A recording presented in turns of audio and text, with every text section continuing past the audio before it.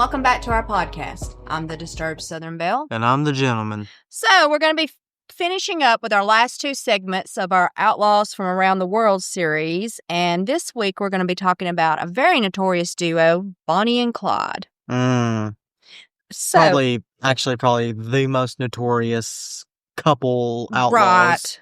Definitely so. I would say so. You've heard of couple. them all over the world. I mean, I'm sure, because you've heard of it. Eminem, his Bonnie and Clyde thing, a lot of people have referenced them in pop culture and everything. They're very popular. So, we're going to start off and we're going to tell you a little bit about their histories, and I'm going to break it down by each person. So, we're going to start first with Bonnie. Bonnie Elizabeth Parker, born on October 1st, 1910. And Clyde Chestnut Barrow, born on March 24th, 1909, of course, were a pair of American outlaws who, with their gang, terrorized the central United States during the Great Depression. And it's kind of funny that they were doing it during the Great Depression as well, because you don't really think there would be that much money around, but whatever. Kind of just kicking people while they're down, too. Kind of feels that way. But anyway. So Bonnie, she was born in Rowena, Texas, and she was the second of three children. Her father, Charles Parker, who worked as a bricklayer, passed away when she was only 4. Now, so due to the death of her father, her mother, Emma, decided to move the family back to Cement City, which was this industrial suburb located in West Dallas. And it was kind of like a poor area and everything, and it was like a lot of factories and stuff like that. So after the move, her mother took work as a seamstress, and Bonnie was described as being a smart child who thrived on attention. So she liked people paying attention to her all the time. Well, that lines up pretty well. Right. So this led to dreams of becoming an actress, like a lot of little kids think of. And while in her second year of high school, she married a man named Roy Thornton. Now, the couple married on September 25th, 1926, just 6 days shy of Bonnie's 16th birthday.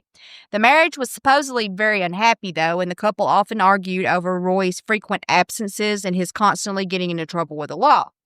So the couple parted ways sometime in January of 1929 and are said to have never seen one another again. However, Bonnie continued to wear the wedding ring that she was given by Roy, and she was found to still be wearing it on the day that she was killed. So I don't know if she still loved him or why she wore it. I don't know. Honestly, it's a miracle it wasn't stolen. True. So, when told of her death, Roy, who was at prison at the time, commented, "I'm glad they jumped out like they did. It's much better than being caught." He went on later to be killed himself during a failed escape attempt from the Huntsville State Prison on October 3rd, 1937. So I guess he didn't find it too good in prison. But back then, prisons were supposed to be even worse than they are now. So, But anyway, so after parting ways with Thornton, Bonnie then moved back in with her mother and began working as a waitress in Dallas. Now, during this time, she met a man named Ted Hinton, who was a regular at her workplace. And he later went on to work at the Dallas County Sheriff's Department, then later became a member of the posse that eventually killed the couple, which is kind of sad and weird too. But also during this time, Bonnie kept a diary in which she wrote about her loneliness and impatience with her life. She also wrote a lot of poems during this time. I think one was called like Suicide Sal and just different ones talking about gangster life, and she wrote some later on and blah, blah, blah. Clyde was born in 1909 in Tellico, Texas, and he was the fifth of 7 children of his parents, Henry Barrow and Kumi Walker. His family later moved to Dallas sometime in the early 1920s, and the family was forced to live in their wagon for the first few months of their move until they were able to buy enough or earn enough money doing all odd jobs and stuff to purchase a tent. So they were very, very poor.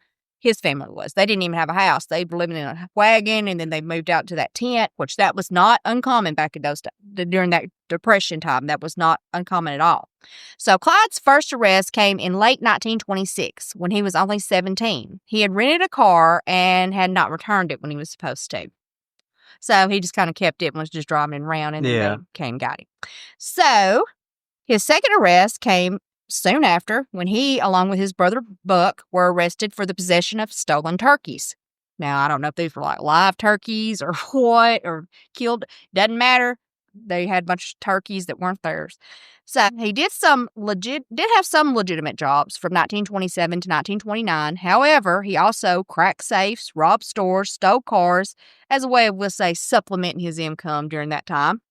So he met Bonnie via mutual friends sometime in January of 1930, which led to the couple spending as much time together as possible over the following weeks after their initial meeting. So they just fell in love instantly. It was like love at first sight. So the budding romance was briefly derailed when Clyde was arrested and convicted of car theft, which led him to be sent to the McLennan County Jail in Waco, Texas. But he later escaped on March 13, 1930, with the use of a gun that Bonnie had smuggled into him. So she's a ride or die. Yeah, sounds like it. His freedom was short-lived, however, because he was recaptured on March the 18th, so like a week later. He was then sent to the Huntsville State Prison in April of 1930, and while in prison, he retaliated against a fellow inmate who had, we'll say, assaulted him in a manner that kind of happens a lot during prison time. So he retaliated against this man by beating the man to death with a pipe, essentially crushing the man's skull. Now, this is said to be his first murder. I don't know whether it was, but anyway. He came up with a rather interesting scheme, though, to avoid hard labor in the fields, where most inmates were forced to toil their days away. So most of the inmates were made to go out and work the fields, pick cotton, all kinds of stuff like that. So how do you think he accomplished this? He didn't want to work in the fields. So he did this by purposely having 2 of his toes amputated, either by himself or another inmate. So he couldn't walk. He was limping and stuff. His foot, So this caused him to walk with a limp for the remainder of his days. Now, sadly, this plan could have been avoided if he'd just been just a little bit patient, because his mother had already, now he didn't know this, but his mother had been petitioning for his release, and she had managed to successfully petition for his release, and he was released from jail just 6 days after he cut his toes off. Well, that's kind of... Right. But in his defense, he didn't know, but still, it is kind of ironic, right, how it worked out. Try to cheat the system, you get cheated instead. There you go. So this was, however, done without his knowledge. So like we said, he didn't know. So after his release, Barrow was not the same as he was. His sister Marie said something awful sure must have happened to him in prison, because he was not the same person when he got out. So, yeah, that lines up. I imagine so. Now, a fellow inmate who was a man named Ralph Fultz, who later was involved in their gang and stuff, he stated that he watched Clyde change from a schoolboy to a rattlesnake while he was in.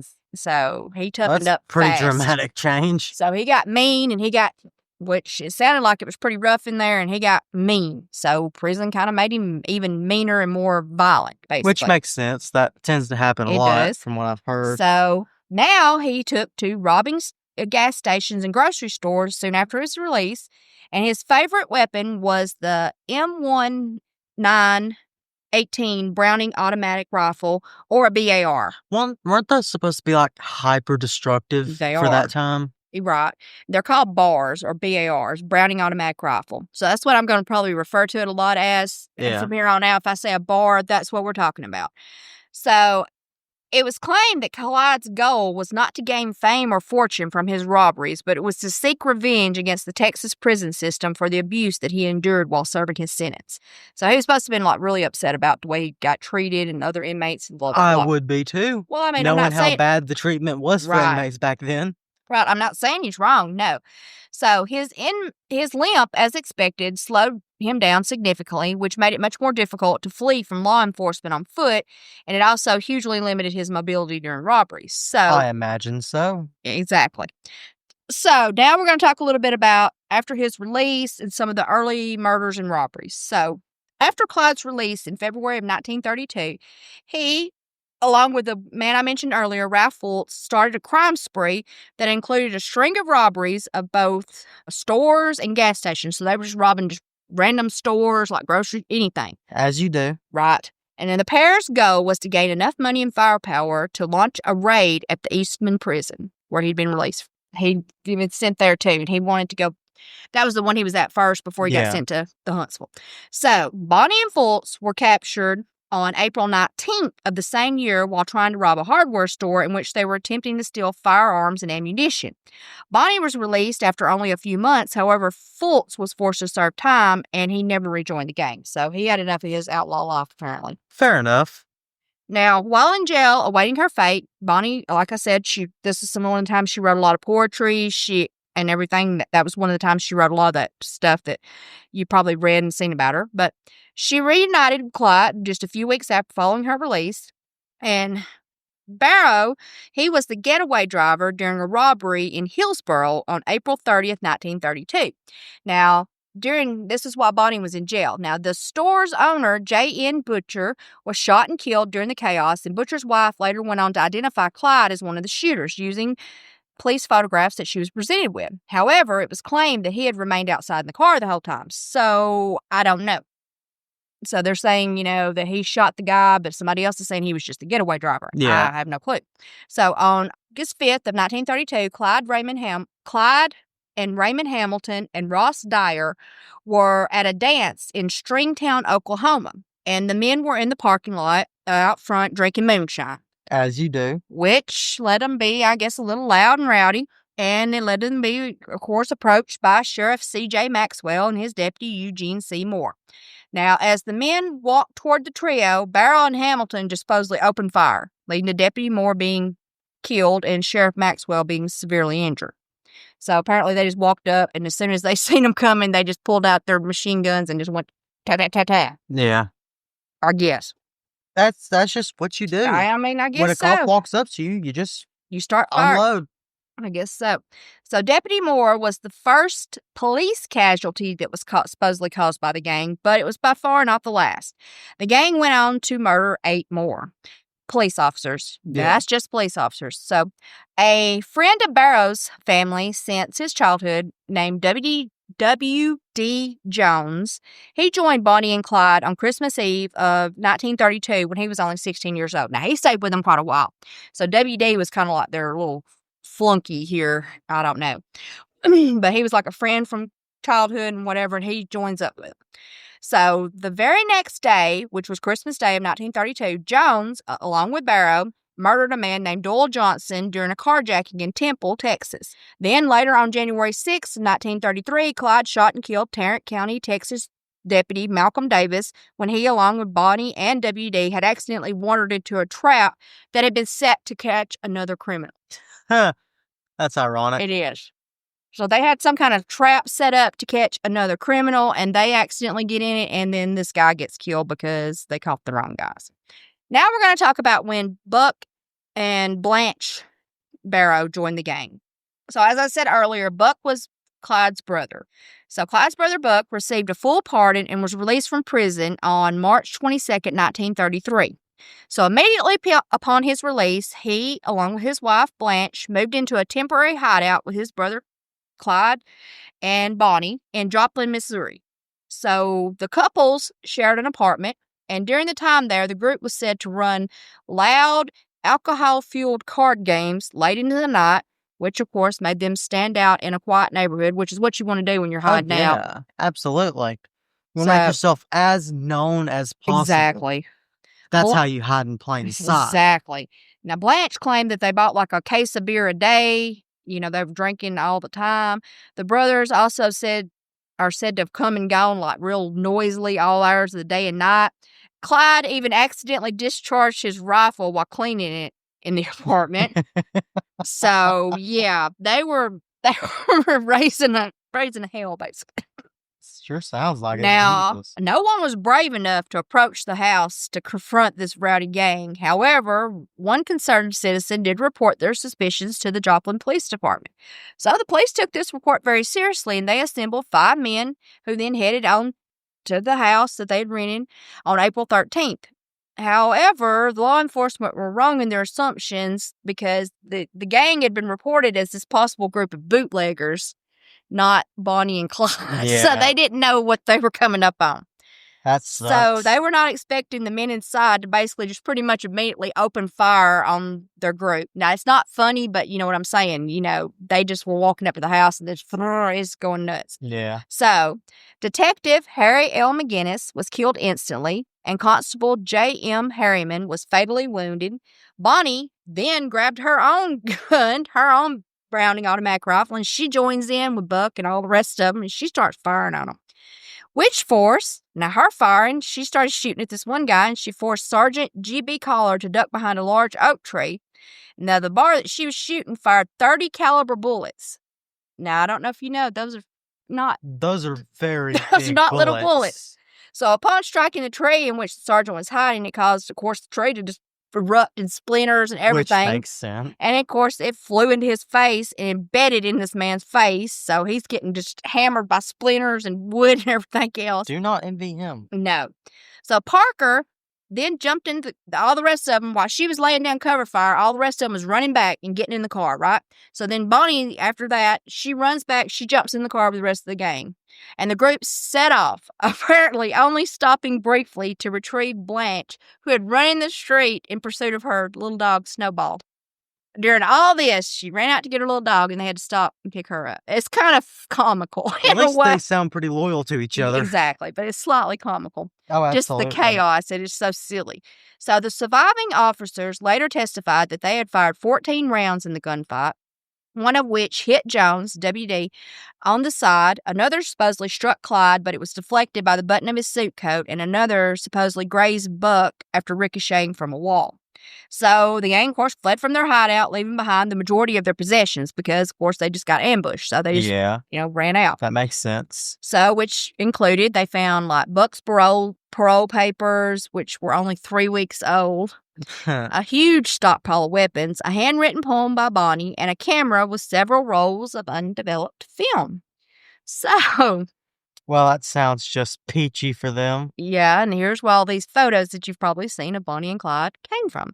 So, the police later developed the film, and it contains several photos of Clyde, Bonnie, and W.D. Jones posing in various positions, including, them pointing guns at each other. They're, like, standing in front of a car. Like, one of them's there, I think Bonnie was pointing a gun at Clyde, and he had his hands up. Just different things like that. So the Joplin Globe then ran the story along with a photo of Bonnie clutching a cigar in her teeth and a pistol in her hand. And this led the gang to become front page news across the U.S. I don't know why. Probably because it was so improper for a woman to be holding a gun and smoking a cigar at the same time. Now. And individually. Exactly. So, now there was some controversy over that photo that's saying that she actually had the actual photo, she's supposed to have a rose or like a flower in her mouth, not a cigar, and they changed it, but it doesn't matter. It really doesn't. It really does. So the gang remained on the move over the next 3 months, and in May of 1933, they robbed the bank in Okabena, Minnesota.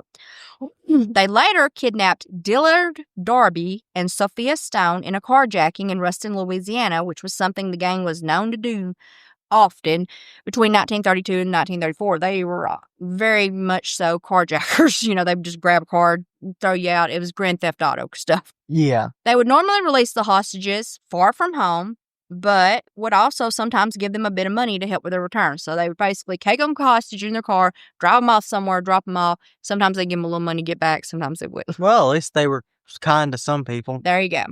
So, however, the gang had no issue with killing anyone who got in their way, no matter if it was a police officer or a civilian. So, it also led to a level of notoriety that the gang was not prepared for, as it had them constantly looking over their shoulders. I imagine so. Exactly. So this made restaurants and motels off limits and led the group to have to cook by campfire and, of course, bathe often in like cold streams and stuff, just anywhere they could find a place.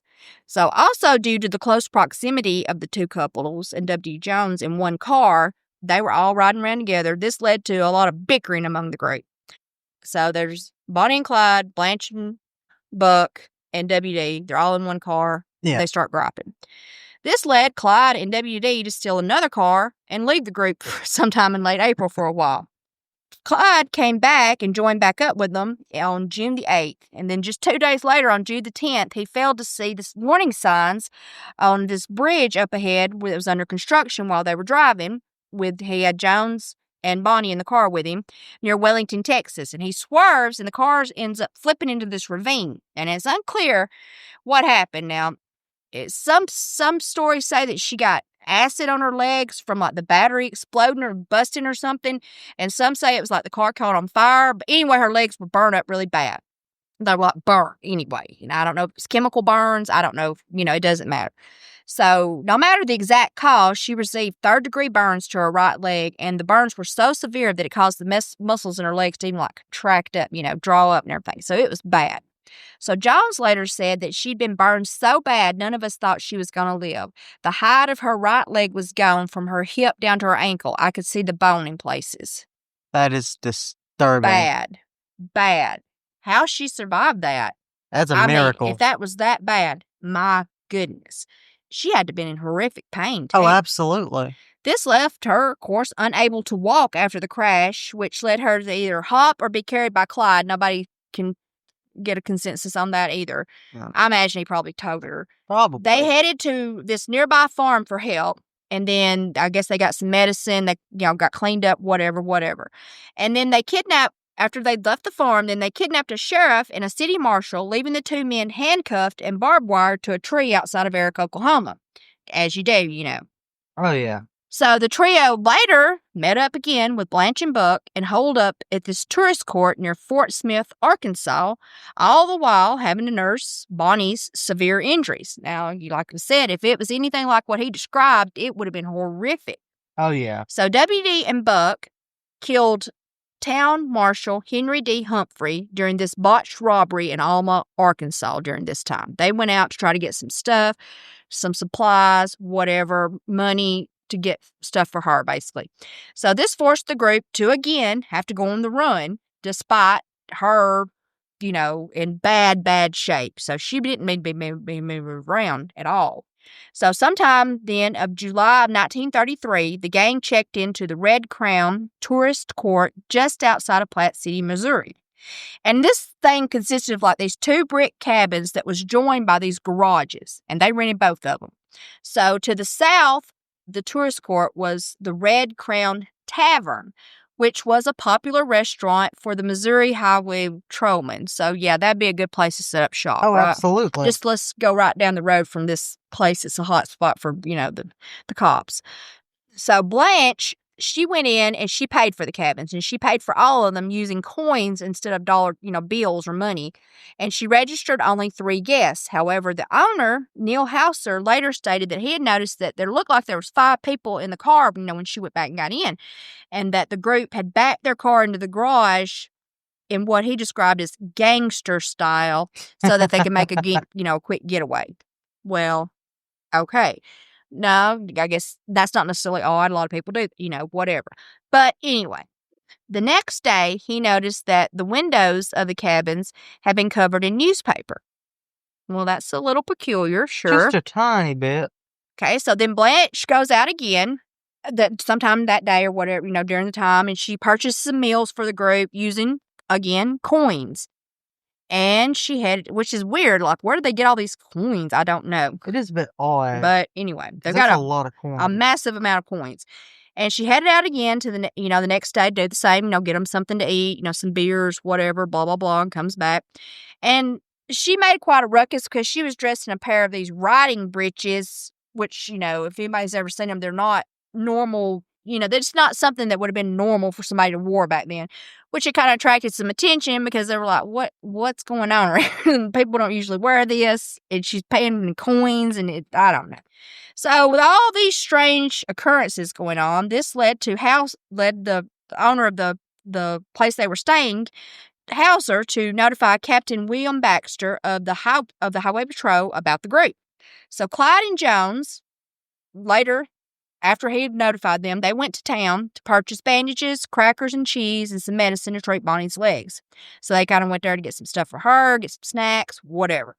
So the druggist, he then contacts Sheriff Hope Coffey, who put the cabins under surveillance, since he had been alerted by Oklahoma, Texas, and Arkansas law enforcement to be on the lookout for a group that were gathering medical supplies. So they go in there to get some stuff for her, and now they got a few different places now looking at them. There's a lot of places now getting notified. He then called for reinforcements from Kansas City, which they sent, including an armored car. Sheriff Coffey then led a group of officers armed with Thompson submachine guns towards the cabin at 11 p.m. on July 20th, 1933. So they knew they had a good feeling who was in there this time, so they weren't going to get the drop on them, as we say. Yeah. So here they come. Now, they've got Thompson submachine guns, like 6 of them, I think, coming up, and then some of them's got shotgun. All kinds of stuff. So, however, the officers' firepower was vastly outmatched by Barrow's .30 caliber Browning automatic bar, yeah, which led which he had stolen. Now, he just stolen this on July 7th from the National Guard Armory in Enid, Oklahoma. That's one of the places that they had robbed. So the group managed to escape when a bullet short-circuited the horn on the armored car, which officers mistook for a ceasefire signal. So all the cops just stopped shooting and they just take off. And they didn't pursue them. They just let them go. So a bullet shoots this armored car, the horn goes off, and it just keeps going off, and they think that means stop shooting. And okay, so it's another comical exit here. Yeah. Last time they had to stop and pick her up for getting the dog, but now we got this. So the gang did not manage to escape unscathed, however. A bullet had struck Buck in the head, which blew a pretty big hole in his forehead, causing his brain to be exposed. And Blanche was also partially blinded by glass fragments that have, been flying around during the chaos, like all the windows and stuff like that breaking. So she got a bunch of glass in her eyes, so she's like partially blinded. He's got a hole in his head. He's been shot. The gang then goes and sets up camp at Dexfield Park, which was an abandoned amusement park near Dexter, Iowa. Buck, still semi-conscious, was able to talk and eat, but due to his wounds and massive blood loss, Clyde and WD went and dug a grave for him because they didn't figure he was going to make it much longer, which... Probably smart, yeah. Yeah.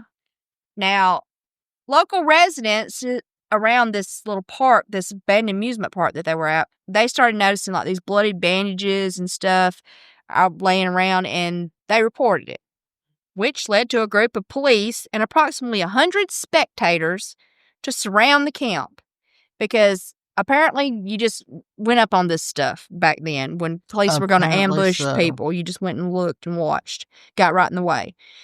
So they're surrounded, a bunch of people standing around looking. Police opened fire on the group. WD, Clyde, and Bonnie managed to escape on foot. However, Buck was shot in the back and Blanche was captured. Now, Buck, he died from his injuries and from pneumonia 5 days later. So now it's just the three of them. So the remaining three then went on the run, and they just went all different places, ranging from like Colorado, Minnesota, and Mississippi. They're just all around, just going different places. Not staying anywhere very long, in other words. And with Barrow and Jones, they were committing crimes, of course, robberies and things like that along the way to fund their mission here, I guess keeping Bonnie alive at that point. So they restocked their arsenal on August 20th by robbing an armory in Platteville, Illinois. And there they got away with 3 bars, multiple handguns, and a large quantity of ammo. So now they got 4 total because he's already got 1. So that's not good. That is and now, very much not good. And they've got all this ammo. So the gang risked a drive home to see their families in Dallas. WD left Parker and Barrow after their arrival, deciding to move on to Houston as his mother had moved there. So he left them. So now it's just them.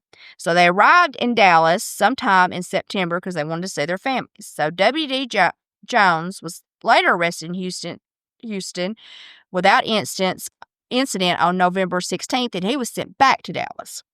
So during the fall of 1933, Clyde continued to commit several robberies along with varying small-time local accomplices, but most of his money was spent on Bonnie's significant medical needs because she's still, this has been not that long since all this has happened.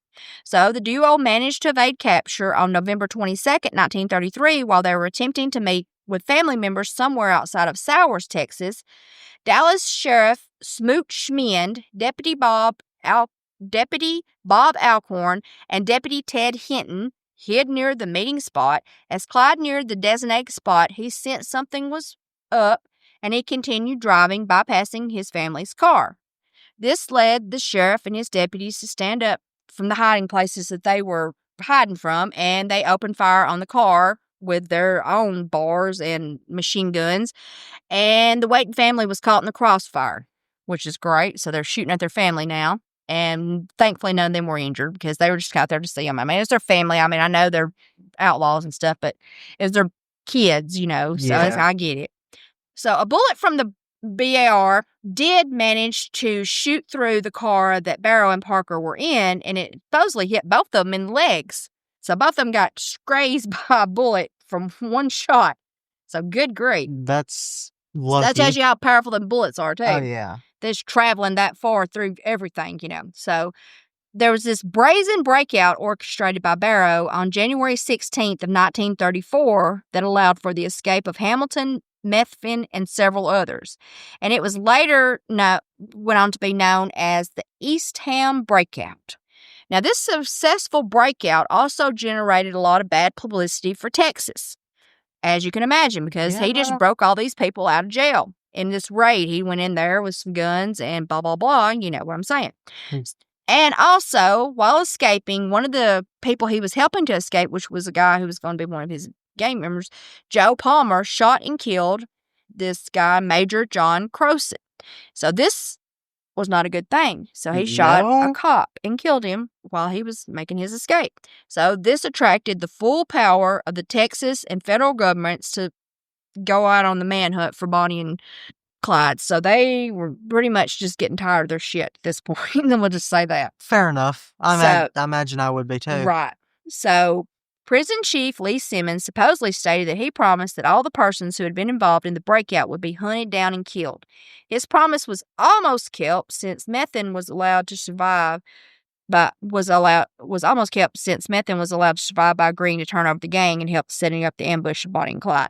So he double-crossed them, and so he was allowed to survive. So he's pretty much, one of the ones that was involved that got to survive.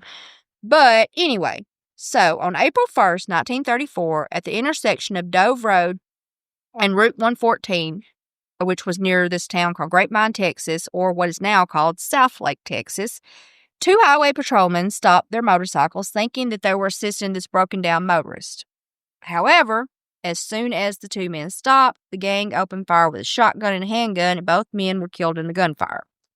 So they were pulled off to the side of the road. These cops pull over thinking that they're, something's going on. I don't know, maybe even had their lights flashed. I don't know what cars would did back then. But anyway, so stories of the killings soon started spreading. These new killings. With each new telling, the details became more and more exaggerated.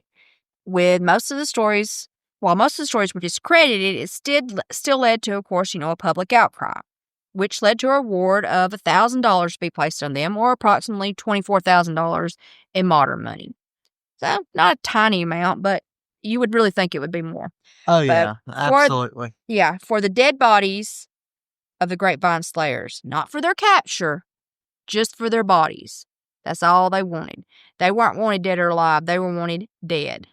So, police scrutiny only grew when Barrow and Methvin killed Constable William Campbell near Commerce, Oklahoma. They later kidnapped Commerce Police Chief Percy Boyd. They then took him over to the state line into Kansas before letting him go. They also gave him a clean shirt, a few dollars, and a request from Bonnie to tell the world that she did not smoke cigars. So, on May 21st, 1934, a posse of 6 men, led by Texas Ranger Frank Hamer, learned that Parker and Barrow would be visiting the Methvin family in Bineville Parish in Louisiana. So the posse decided they were going to set up an ambush along Louisiana State Highway 154 just south of Gibbsland. The posse lay in wait from approximately 9 p.m. on May the 21st to roughly 9:15 a.m. on May 23rd. So a few days they were out here in this miserable place. And they pretty much all had given up hope that this wasn't going down. But just then, they heard a loud automobile coming from a distance. They then persuaded Methvin, who was with them, to park his truck off the side of the road in the hopes that Barrow would stop to talk with him. So they told him to go pull his truck up and to sit on the side of the road, and they're hiding in the bushes. There's no cop cars around. They don't know. They're literally hiding in the bushes on the sides of the road. Their plan worked. The car that they'd heard in the distance proved to be Barrow's Ford V8, and with Barrow sitting at the wheel and Bonnie at his side in the passenger seat. So, as they hoped, Clyde spotted Methvin's truck and slowed down to speak with him. So, what do you think happened? Of course, the lawman then opened fire before he even come to a full stop. As soon as he started slowing down, they started shooting. Clyde was shot in the head, dying instantly. They could reportedly hear Bonnie screaming, and they fired around 130 rounds, each one fully emptying their guns into the car. While the duo had managed to survive several bullet wounds over the years, these, however, of course, proved to be fatal. Now, there were some statements made by two of the posse members, and this is what they state. Each of us 6 members had a shotgun and an automatic rifle and pistols. We opened fire with the automatic rifles. They were emptied before the car even was with us.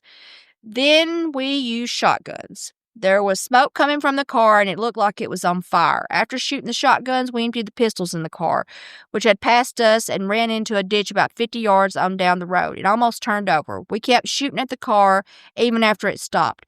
We weren't taking any chances. I don't know that I'll blame them, though. What do you think? Absolutely not, no. I mean, this has been some pretty graphic stuff going on. Oh, yeah. Film footage was taken immediately after the ambush by one of the deputies, and it showed 112 bullet holes in this car. So there was no exaggeration there.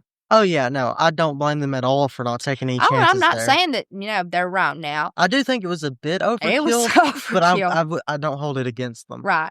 Now, the official report that was given by the parish coroner, J.L. Wade, listed 17 bullet wounds to Barrow's body and 26 on Bonnie's, which included several headshots, one of which severed Clyde's spinal column. The news of their deaths spread quickly, which led to a crowd rapidly gathering to gawk at the doomed couple, because, naturally. Why wouldn't you? The 2 men that were left to guard the body soon lost control of this mob that was just forming around, wanting to see this car, the body, and everything. The crowd then began rushing forward, many grabbing souvenirs like shell casings that were lying in the car, slivers of glass from the car's windows. However, some took it a step further. One woman was said to have been seen cutting pieces of Bonnie's bloody hair and clothes and then selling them, while later seen selling them and stuff, while 2 separate men were witnesses trying to cut off pieces of Clyde's body. One of them was even trying to cut off one of his fingers and his ears, and all this. They stopped them from doing some of this, but I don't know that they didn't get some. So the mob was eventually driven back by the posse, and the order was restored to the scene. The couple had wanted to be buried side by side. However, Bonnie's family would not allow that to happen. So more than 20,000 people attended Bonnie's funeral. There were flowers and cards sent from fellow gangsters like Pretty Boy Floyd and John Dillinger. The largest floral arrangement was sent by a group of Dallas City newsboys due to the fact that the fatal ambush had sold 500,000 newspapers in Dallas alone.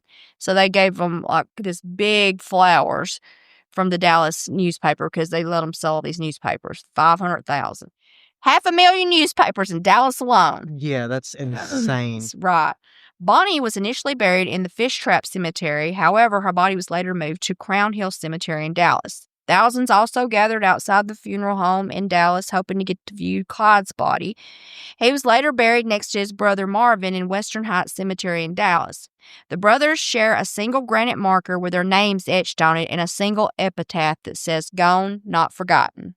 Gone, but not forgotten. On Bonnie's grave, it is inscribed, "As the flowers are all made sweeter by the sunshine and the dew, so this old world is made brighter by the lives of folks like you." And so ends the tale of Bonnie and Clyde. Definitely an action-packed adventure of a story. Yeah. Crazy, and it didn't even last that long. I've always loved their stories. Yeah, it's kind of, I always sort of found, I know it sounds stupid, but I do kind of find it sad that they didn't get to be buried side by side. Yeah. Just because, if they truly were in love, I know they were gangsters, but they're still people and stuff, but I don't know. I also like that it does, genuinely show one of the worst sides of human nature. Right. It gives you a good glimpse on what people are like, if unchecked like that. Right. But anyway, we really hope you enjoyed that episode. We're going to do one more episode of our Outlaws from Around the World series. Don't forget to like, follow, and subscribe. And don't forget to stay disturbed.